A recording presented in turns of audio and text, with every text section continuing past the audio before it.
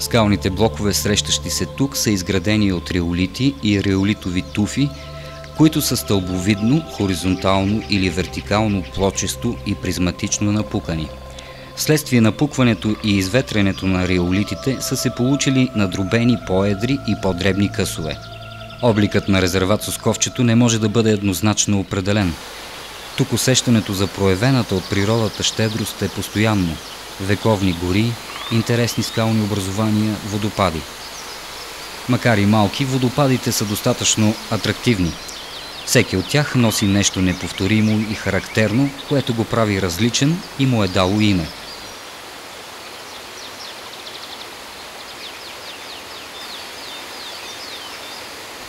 Най-големият водопад от каньона е наречен Орфей. Денивилацията на водния пад е внушителна, над 60 метра. Водните потоци се отделят линеарно, спускат се бавно, като струните на арфата на митичния певец.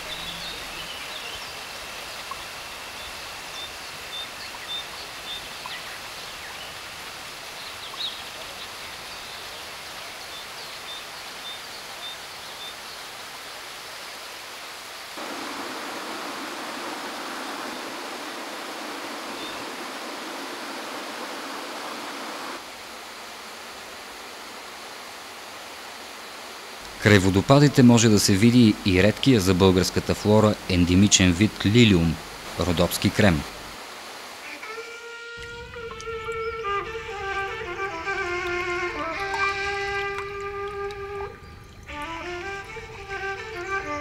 Ранна пролет е. Природата едва се е пробудила. Младата трева наднича изпод килима от сухи иглици.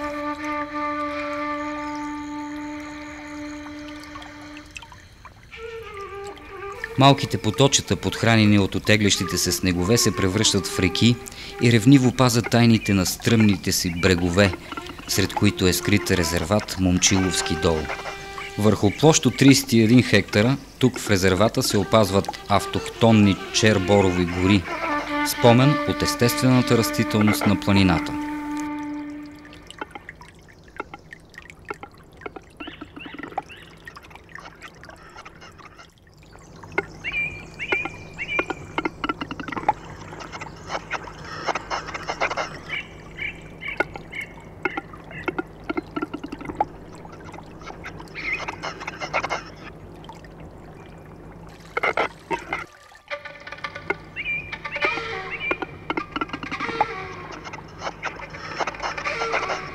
Сред вековните борове, в ранината на пролетното утро, тишината се нарушава от отчетлив звук, наподобяващ блъскане на сухи клони. Песента на глухаря. Тази едра и красиво оперена птица, толкова предпазлива и дива, сега проточила шия и отпуснала крила, глуха за околния свят, търси любовта.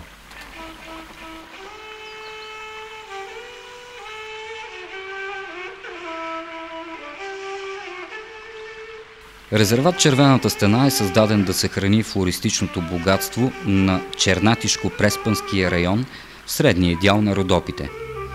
Обявен е през 1962 година и от тогава територията му неколкократно е била разширявана, като днес обхваща 3029 хектара, разположени в землищата на село Бачково, село Добростан и община Лъки.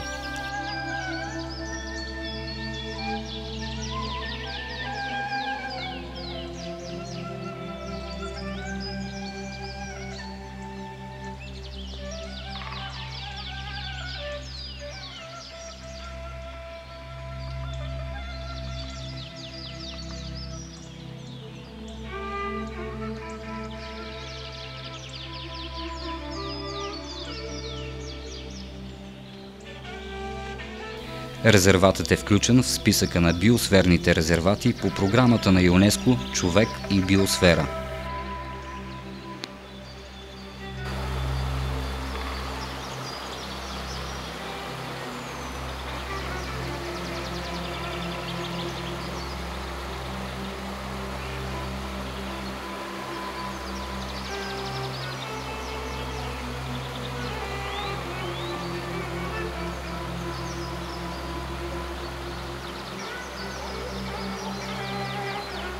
Отличава се с изключително разнообразие на растителни видове, рядко съчетание на стари реликтни видове, запазили се от древната родопска суша, с комплекс от южни флористични елементи и с неоендемити.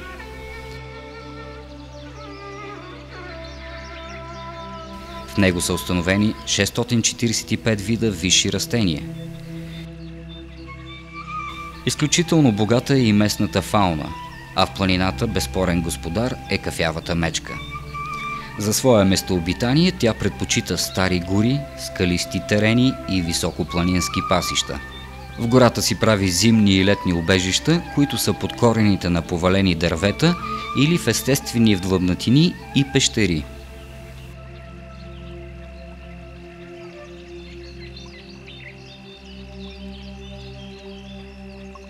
Но резерватите не са само оазиси на дива природа. Те са колоритна палитра, съживяваща се на пролет, разцъфтяваща и ухаеща с аромата на хиляди треви през лятото, обагреща се от топлите цветове на есенното слънце, потъваща в ослепителната чистота на снеговете през зимата.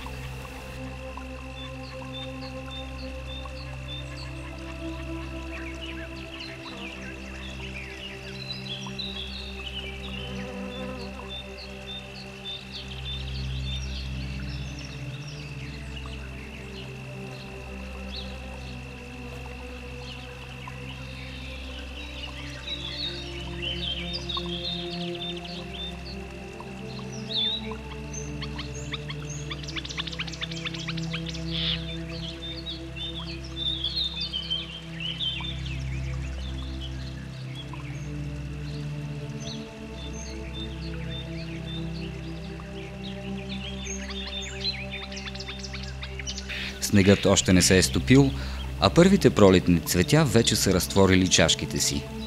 Пролетта събужда жаждата за живот, стремежът към възпроизводство. Родопа планина има толкова много лица и само едно име, но тя щедро го е споделила с едни от най-красивите цветя, които можем да срещнем в нейните пазви – ендемитите. А те, обагрени в нежните цветове на небесната дъга, са претворили красотата си в символ на планината. Сред тях е родопския крем и родопския силивряк, глациален реликт, растение останало от отдавна отминала геологична епоха. Малкото бледо-лилаво цвете е дарено с уникална възможност за оцеляване. Потиснато от неблагоприятни природни фактори, то възкръсва и животът отново припламва като шепот от вековете. Местните хора с любов го наричат Орфеево цвете, а анабиозата, която го възкресява, оприличават с духа на планината – жизнен, недостижим, възраждащ се, градящ. Но тук в Родопите обикновени на пръв поглед неща са необикновени. Навсякъде около планинските потоци, родопските поляни са пламнали от омайничетата.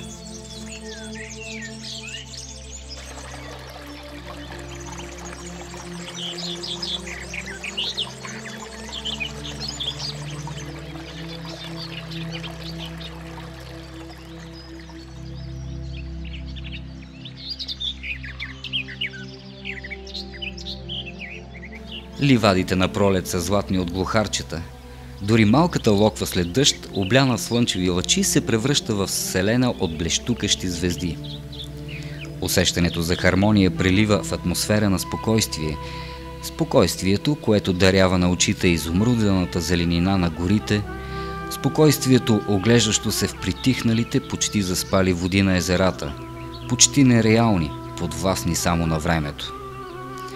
Дори неуморните природни стихии бушували и променяли планината, буйните реки издълбали величествени ждрела в нейната каменна снага, вятъра неуморно отнемал във времето песечинка по песечинка от реолитните блокове, сякаш сега са окротели и в захлас се възхищават на своите творения. Реките отново са буйни и пенливи, но те не рушат, а напояват земята. В техните бистри води плува пастърва, а вятъра полюлява клоните на вековните гори, събаряйки старото дърво, проправя път на младото, трепти с пеперудини крила. Забулена в легенди, извор на живот, хармония от звуци и тишина, от зеленина и колорит, Това е само мъничка частица от Родопа. Красива, многолика и вълнуваща като жена, нежна и грижовна като майка.